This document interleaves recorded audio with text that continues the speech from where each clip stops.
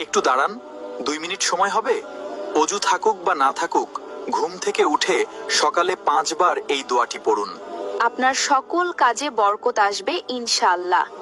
চারিদিক থেকে সম্পদ আসতে থাকবে। দোয়াটি হলো ইন্নাল্লাহ গফুরুর রহিম। এই দোয়াটি অনেকেই জানে না, তাই দোয়াটি শেয়ার করে দিন, যেন লক্ষ লক্ষ মানুষ জেনে আমল করতে পারে। আর কমেন্টে সুবহানাল্লাহ লিখতে ভুলবেন না।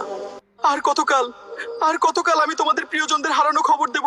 আজ তোমার নাম বলতে গিয়ে আমার বুকটা ফেটে যাচ্ছে গো। তুমি কেন আল্লাহের ডাকে সাড়া দাও না? আমি আর কত ওজন সইব?